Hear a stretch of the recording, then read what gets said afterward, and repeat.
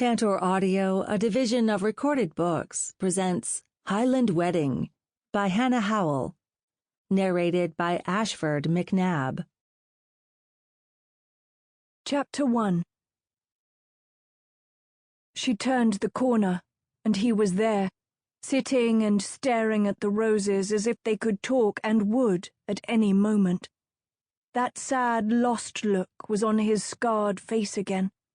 Sometimes she would allow herself to pretend that he revealed that side of himself to her willingly, then savoured the glow that gave her. It never lasted long, for she was too practical. Soon she would tartly remind herself that the only reason she had seen it was because she was lurking around, catching him when he thought he was alone. This night she would be presented at court. She had been brought in hopes of forming an alliance through marriage, preferably one that would further the family's favour with the king. From the moment she had laid eyes on the man, she had fought against hoping that he would be the one chosen for her. He had all the right qualifications, but her luck had never been that good. Instead of a man her heart ached for, she would no doubt get some mincing courtier, or even a man past his prime, and probably past all else. At 19 years she was late in wedding, but her father had held off finding a husband, hoping that she would fill out to look more like a woman than a child. It was not to be. She was small, and no amount of potions and porridge would change that. Only she and Meg knew that she was perhaps not as unwomanly as she appeared. All that, however, did not alter the fact that she thought she was not comely. She had been told that often enough to know it was so. With so little to offer a man, one like Sir Iain MacLagan was not for her. Her hair was the colour of claret wine, such a deep red that many swore it ran with a purple hue, despite her adamant denials of such an oddity. It was of such thickness, with a strong tendency to curl, that it was always slipping its bonds, looking untidy. Her eyes were a deep brown, with flecks of gold set beneath finely arched dark brows, and ringed with such long, curled dark lashes that she was always denying accusations of their being unnatural. Though she knew her skin was lovely and pale, she had been cursed with freckles which, though faint and few, would not be removed. She sighed. Whether it was that soft sigh, or just a sense of being watched, she was not sure, but Iain MacLagan suddenly looked her way. She stood like a terrified hare, pinned to the spot by turquoise eyes that shone bright, yet emotionless in his harsh, dark face. At any moment she expected him to verbally flay her with his cold, remote voice, so well known in court, for being so insolent as to invade his privacy. Ian had thought to lash her with his words, but she looked so much like a frightened child that he could not. She was sadly dishevelled, with a vast amount of wine-red hair easing free of her headdress.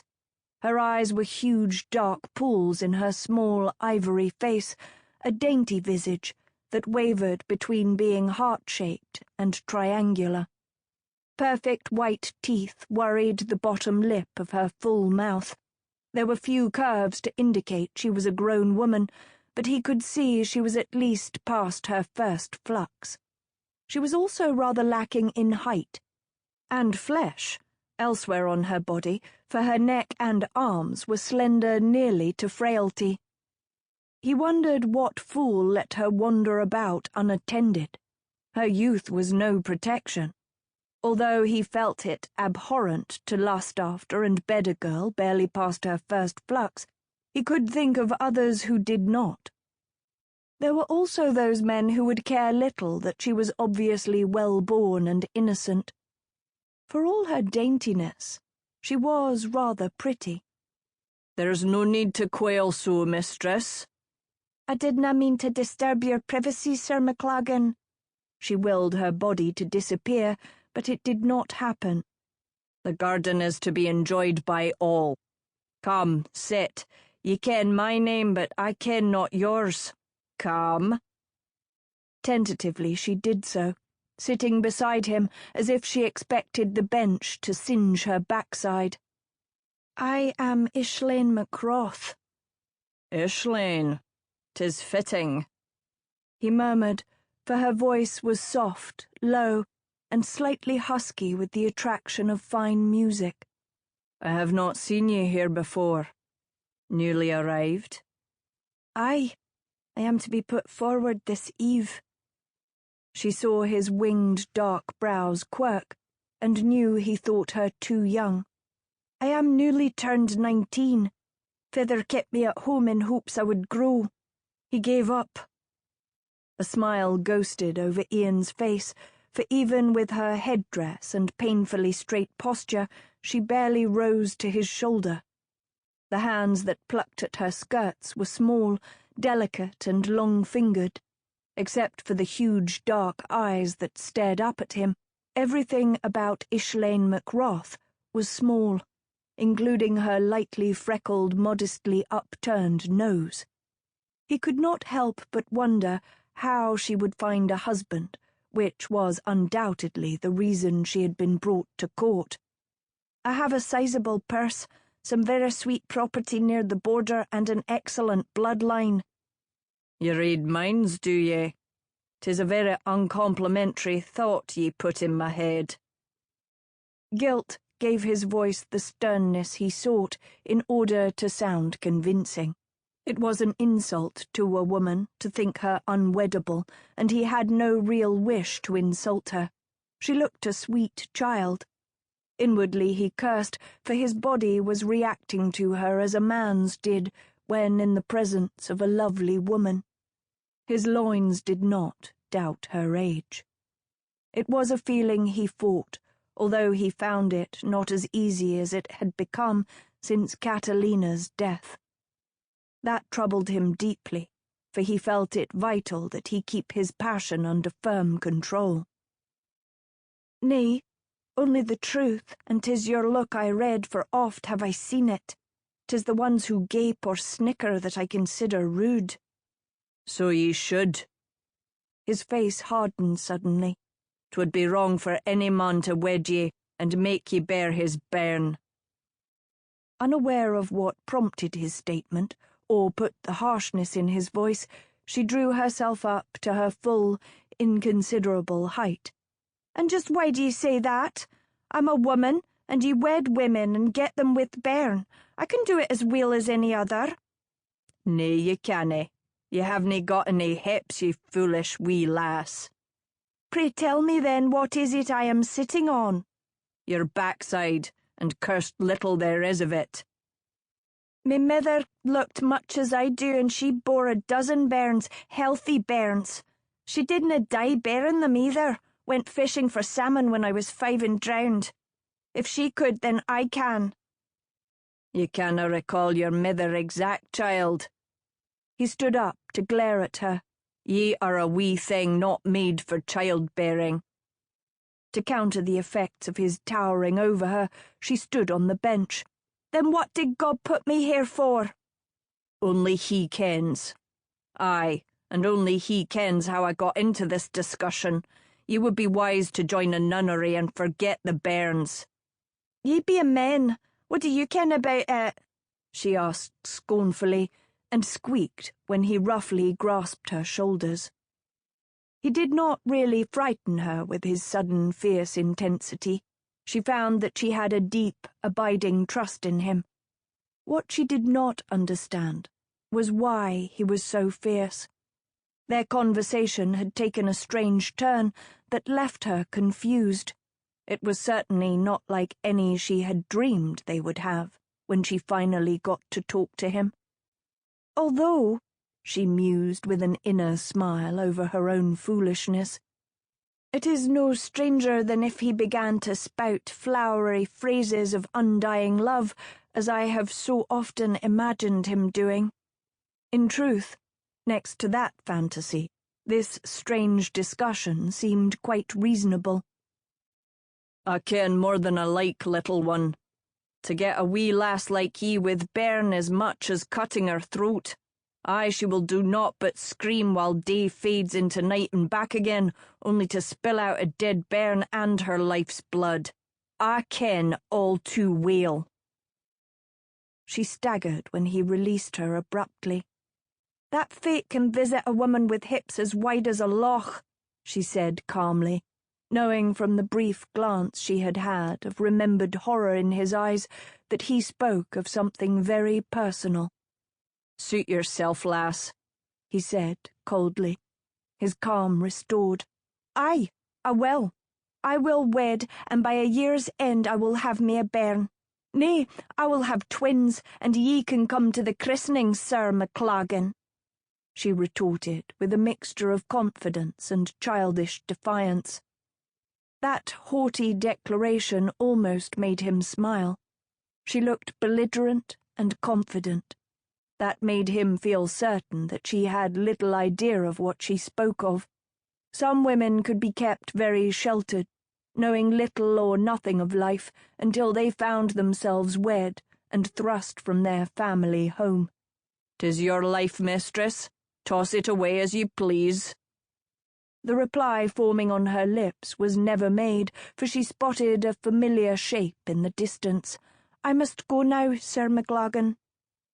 With that she was off, and running, even as a farewell formed on his tongue. Her skirts were well hiked up, and, even as he noted that her legs were slim as well, he deemed them very fine legs indeed. And then looked to see what had sent her off. Marching down the path was a tall, thin woman adorned wholly in black.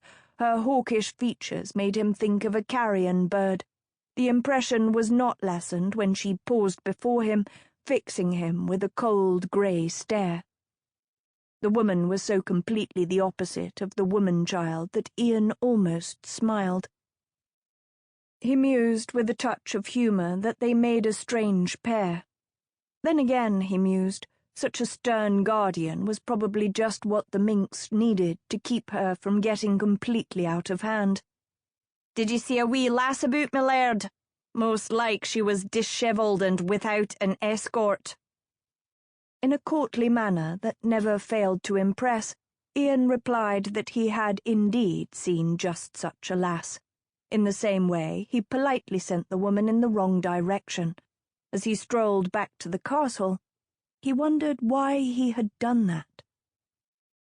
After just a few moments of conversation with the girl, he was already acting strangely. Since she was going to be around often now, he decided that was something he had to watch out for. His cold, hard pose had been hard won, and he had no intention of losing it to some tiny lady with wild, wine-red hair.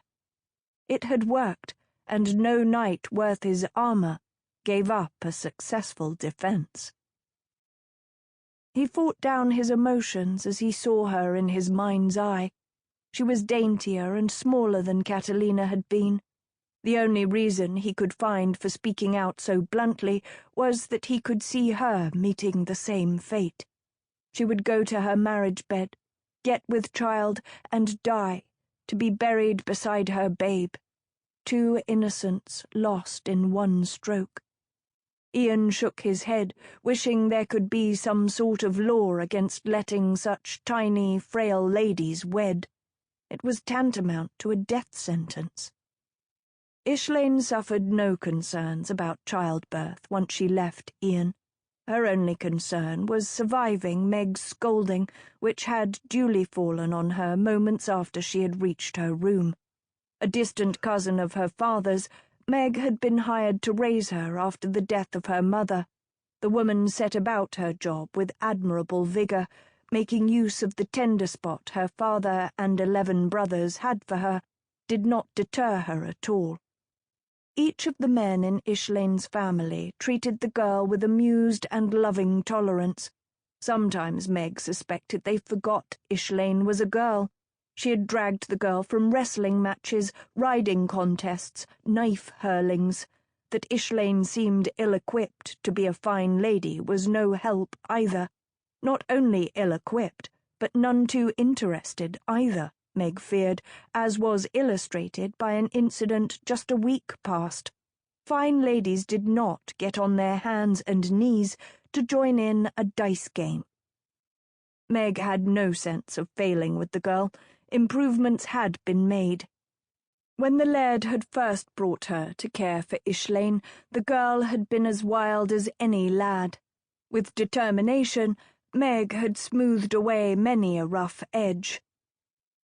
"Is he not the bonniest man ye have ever seen?" Islaen sighed after Meg soundly denounced Iain MacLagan's trick.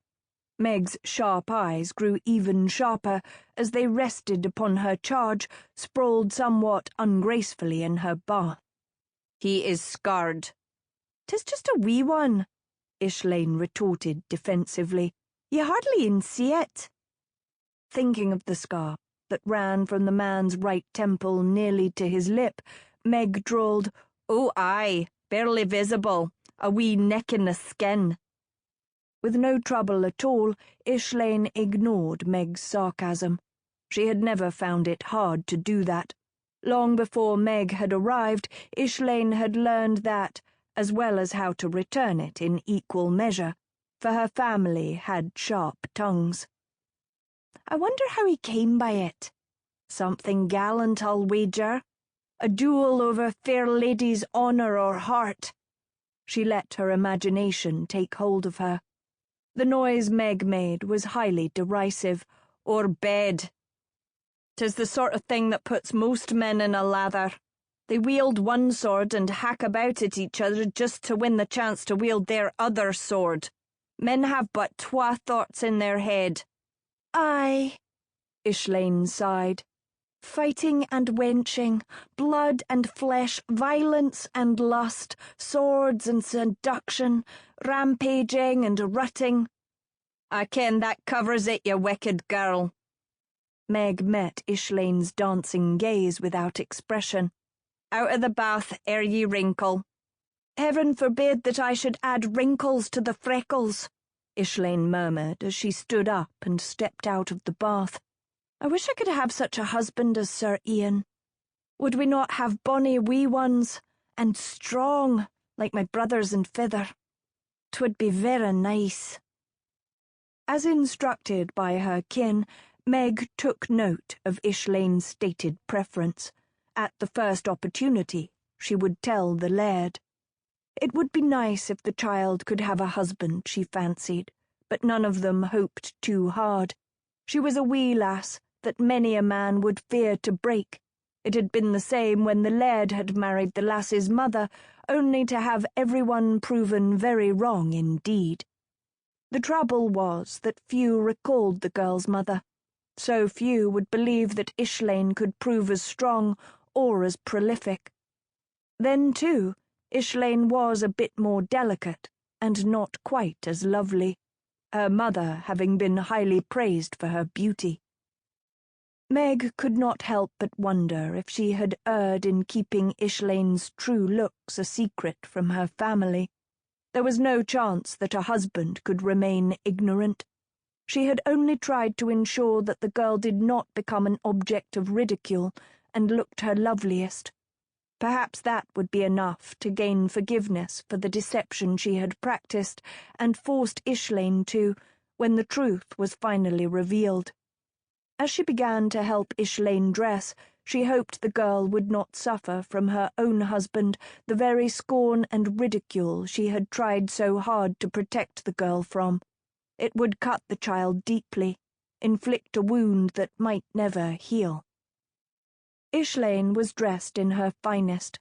Her father was a wealthy man, and no expense had been spared. Her chemise was of the finest silk, as were the braids she insisted upon wearing. The corset was rich brown velvet, with elaborate embroidery on the sleeves that matched the gold surcoat. Shoes of the finest gold velvet adorned her small feet. The houppelande, that was becoming more and more popular, was left off, for Islaen had not yet mastered wearing the voluminous robe with any grace, having difficulty with the draping sleeves and the way it trailed on the ground. After placing the fine couvre-chef upon Islaen's head, Meg surveyed the results with a very critical eye. After a final check to make sure that there were no lumps, bumps, or wrinkles, and that the errant hair was still neatly contained, Meg declared Islaen ready. She then took her charge to join the men in the great hall where the search for a husband would begin, and Islaen would meet the king. Islaen fought to control her nerves.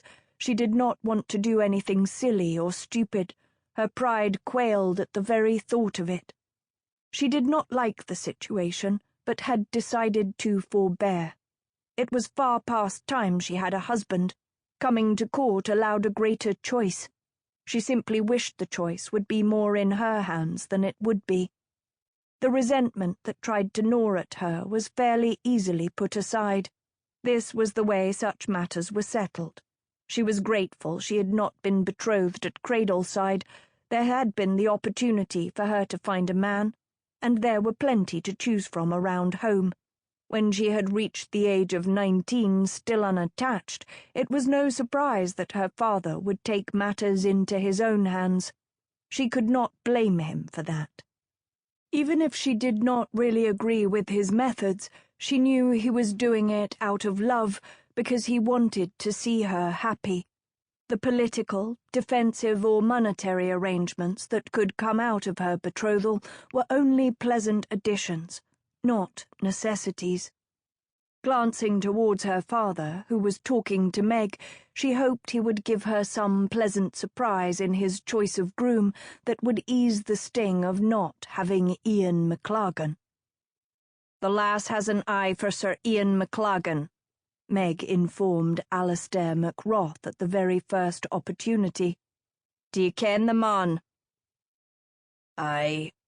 Alasdair adjusted his long, broad-shouldered frame more comfortably upon the bench. "Widowed for o'er a year. Said he is still grieving sore as he doesna pursue the lasses, doesna show an interest in them at all. Said he's cold, that his emotions lie with his late wife. Be a good match for the land Islaen would bring him lies near his kin, but I canna think there will be any move made there." He frowned at his cousin. "Are ye sure? 'Tis a hard face on the men that isna helped by that gruesome scar etched upon his cheek." "The lass claims ye hardly see it. 'Tis a mere neck. Cast an eye on your wee daughter, cousin, and watch where her eyes linger." It was an easy thing to confirm, for Islaen's whole face radiated her admiration for the man who sat at the king's table. She would seem to come to her senses, conceal the look and act nonchalant, but it did not last long. Within moments her control slipped again. "Och, weel, I will give it a try, but I canna think it will lead anywhere. 'Tis said that a murderer stalks him, a man who blames him for the death of Catalina, his late wife, some old lover, I would wager. Could be he takes no wife for fear she will soon be made a widow." He shook his head and ran a hand through his greying auburn hair. "Still, best she be happy for a short while than unhappy for a long while. If ye can, turn her eye to Ronald MacDuve. That man is godson to the king, and he has expressed an interest in our Islaen." "You mean in her purse? Coin flows through his hands like water.